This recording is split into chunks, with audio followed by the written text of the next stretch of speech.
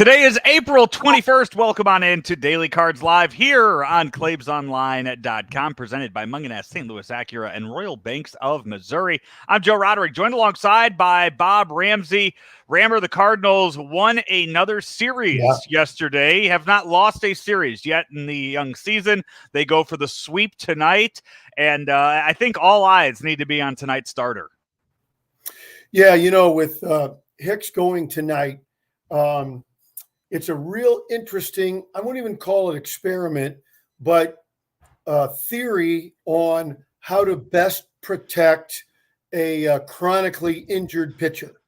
And this theory, and everybody knows it by now, but just to go over it again, this theory is that if you can control activity day to day to day, here's the day you're pitching, here's your rest day, here's your get loose day, and that you can't really do that in the bullpen because you never know how a game's going to go, but you can do it as a starter, that perhaps we can protect Hicks from further injury.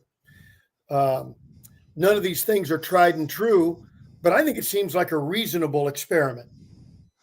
They, earlier today, I had a chance to talk with Jason Isringhausen, who's a Cardinal Hall of Famer, working with the minor league clubs, just kind of a roving instructor, if you will, with the team. And we talked a little bit about Jordan Hicks and just kind of the way to build him up. If you remember, Izzy's career kind of went the exact opposite, as he was a starter going to reliever role. And, he said it's, talked about the thought process behind that in the organization is, you don't want him throwing, you want him throwing every fifth day. You don't want him just kind of up and out and just, every fifth day they can control it. And they haven't been able to get on that schedule yet this year with the rainouts that we've seen. But that kind of starts tonight, and we're going to see it every fifth day. I don't know how many pitches you hold them to. I don't even, you know what? You don't have the benefit of the pitcher batting ninth to be like, okay, first time he comes up in the order, we're taking him out of there for that. So it's one of those where we'll see how it goes. This is why you have to have a manager. One of the few reasons anymore, by the way, but this is one of them, to manage, how many pitches, how many, well, he's on 45, but what if he goes 35 in the first inning? You may want to end it right there, because that means there's been runners on. He doesn't have command. They're hitting the ball around the yard. Here's the other thing. What if he's efficient? What if he goes 10 pitches, 3 straight innings and is rolling? Do you go, well, gosh, let's go to a fourth inning and our fifth inning? So those are the things they've got to weigh, not get too greedy. Remember why they're doing it, to protect him. So you got to stay in that mode to protect Hicks. One little note there. I was reminded by this when I mentioned the pitcher batting ninth.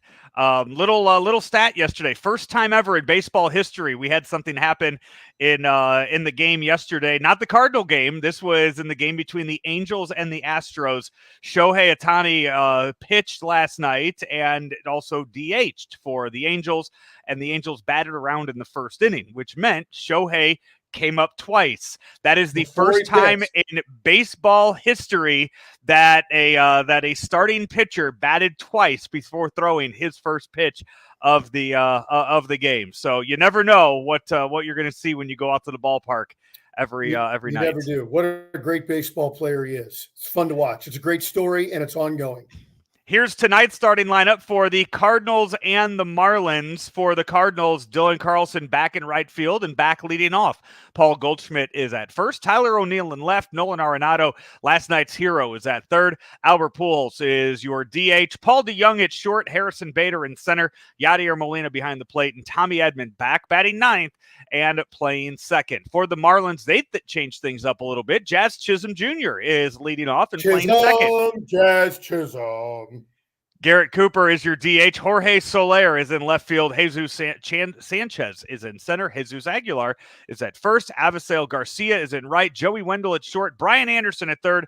And Jacob Stallings is your catcher for the Marlins. Pablo Lopez, a right-hander, is on the mound, even though Albert Pujols is getting the starts at DH. There must be something in his arsenal, or just something they're wanting to see out of him before as they give him the start tonight. Two things. It's clear now that you've established your policy of ignoring my nonsense.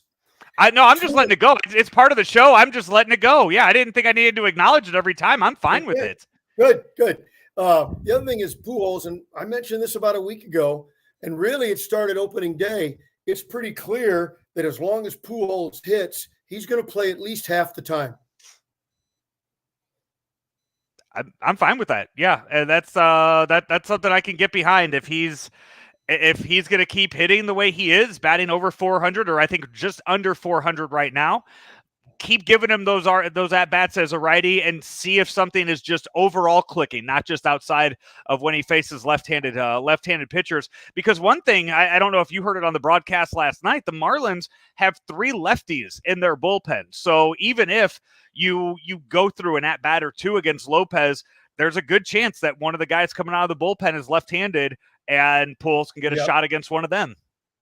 Yeah. Then the other thing about the lineup, and this comes down to what can a manager do to try and get every one of his hitters all hitting at the same time? That would be nirvana for a manager, right?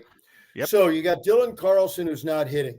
You intended him to be the leadoff man, but really because Edman is up and down and he had a real down spring. But now he's your second hottest hitter, third if you count Pujols. And you say, well, why not just leave Carlson down lower, 6 through 9? Well, this is why it's a manager managing men, not machines. And how do you get your guy going without burying him mentally? And these are the little games that managers must play with their athletes. And so obviously they believe hitting in front of Goldschmidt, O'Neill, Arenado, Pujols is a way for Carlson to get pitches and to get going. I think the other thing is with Edman, while he's hot, you got to ride him. I think I would have kept Tommy leading off and would have tried to take the heat off Carlson by putting him down in the lineup, not necessarily 9th, but somewhere 6 through 9. But Ollie Marmol knows his people, and we'll see how it goes. They must have looked at something with the matchup or with the arsenal, too, of what Lopez has, because if you look at the weekend matchups going up against the Reds, which we'll talk about tomorrow on the show, it's we'll talk about Hunter Green, and then it's Tyler Mahle on Saturday, but then it's Nick Lodolo on Sunday, who's a lefty. So Albert Pujols is going to start on Sunday against the Reds. I don't know if he gets a start on Friday or Saturday against the team. As you look at this Marlins team, they're struggling. They're struggling to score runs, and I think if the struggles continue, Don Mattingly might be one of the first to go this year as far as the hot seat with managers. But you look at some of the names on this team. You look at Jazz Chisholm, who had a great rookie season last year. You look at Jorge Soler, who was the MVP of the World Series last year, the Gold Glove catcher, and Jacob Stallings. You know that a guy like Jesus Aguilar has some power. Avisail Garcia, we know what he did when he was with the Brewers. It seems like the pieces are there. Nobody knows how to put them together to make that a competitive team. Yeah, sometimes you have all these right pieces, but trying to get them fit together. And even so, look at all those guys at their best. It doesn't match up to the Phillies and Mets or Braves, in my opinion. So even if all those guys are playing to their career averages, it's still going to be a struggle. But they're not at that point.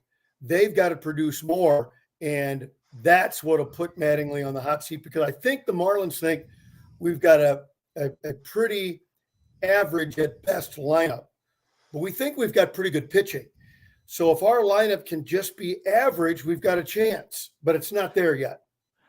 They game time again, 5:40 tonight before the Cardinals head to Cincinnati for 3 games this weekend against the Reds. The Reds are struggling, and we will talk about that tomorrow. If you have not seen yet today, if you haven't been had a chance to follow what happened in baseball today, Miguel Cabrera 0 for 3 today in his quest for hit number 3,000.